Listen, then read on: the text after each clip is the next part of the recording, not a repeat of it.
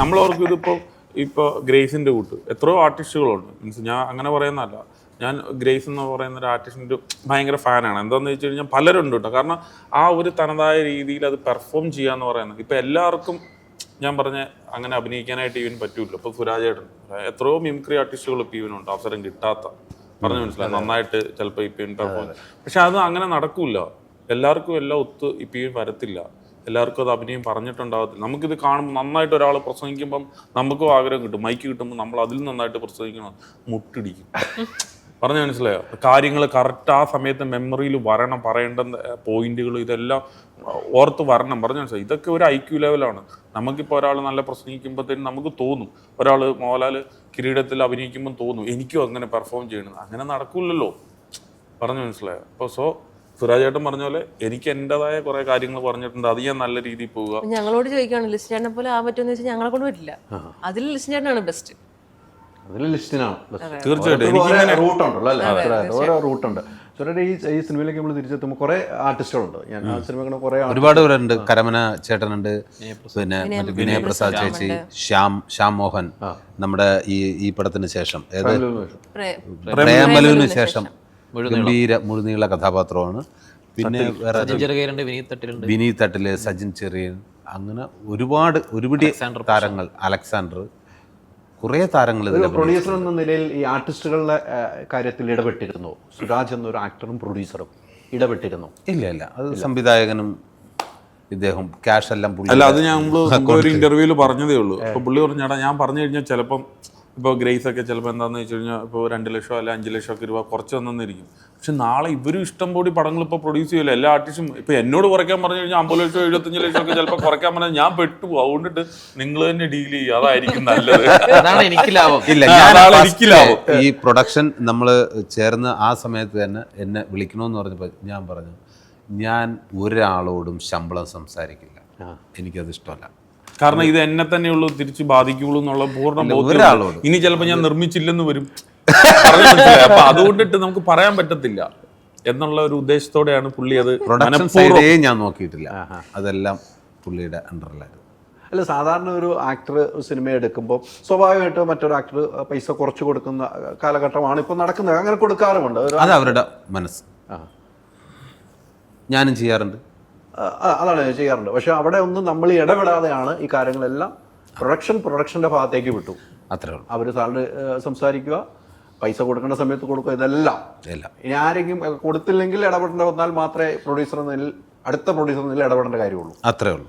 എന്നാലും GST അടക്കം നിങ്ങൾ ചോദിക്കുക, അദ്ദേഹം തരും. അല്ലല്ല,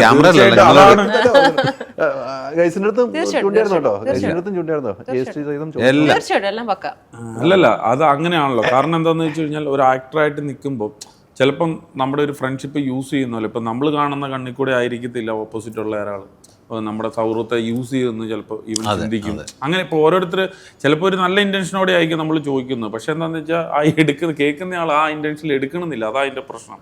നമ്മളൊക്കെ ഇത്രയും പടങ്ങൾ ചെയ്യുന്നതുകൊണ്ടിട്ടൊക്കെ നമുക്ക് അത് ഫീൽ ചെയ്യാറുണ്ട്. അപ്പോൾ അതുകൊണ്ടിട്ട് സുരാജ് ഒരിക്കലും ആ കാര്യത്തിൽ ഇടപെടുന്നത് എത്രത്തോളം നല്ലതാണെന്ന് എനിക്കറിയില്ല. കാരണം എന്താണെന്ന് വെച്ചാൽ അത് ചിലപ്പോൾ റിവേഴ്സ് ഗിയറിൽ സംഭവിക്കാം.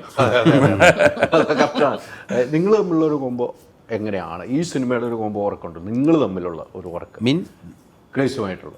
പിന്നെ നമ്മൾ നേരത്തെയും ചെയ്തിട്ടുണ്ടല്ലേ. എനിക്ക് ഒരുപാട് ഇഷ്ടമുള്ളൊരു ആക്ട്രസ്സാണ് ഞാൻ. ഇവരുടെ പെർഫോമൻസ് കണ്ടപ്പോൾ തന്നെ ഗ്രേസിനോട് നമ്മുടെ അമ്മയുടെ മീറ്റിങ്ങിൽ വെച്ചിട്ട് എനിക്ക് ഭയങ്കര ഇഷ്ടമാണ് കേട്ടോ, നിങ്ങളുമായിട്ട് വർക്ക് ചെയ്യണമെന്ന് ഭയങ്കര ആഗ്രഹം. നമ്മളെ പഴയ കുറേ ഓർമ്മപ്പെടുത്തലൊക്കെ ഉണ്ട്.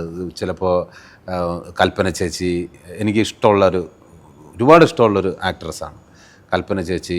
ഉർവശി ചേച്ചിയുടെ ചില മാനറിസങ്ങൾ, പിന്നെ ബിന്ദു ചേച്ചി, അങ്ങനെ എല്ലാം ഇച്ചിരി ഇങ്ങനെ വന്നു പോകുന്നു. അപ്പോൾ നമുക്ക് എന്തായാലും സ്വാഭാവികമായിട്ടും ഭയങ്കര താല്പര്യമാണ്.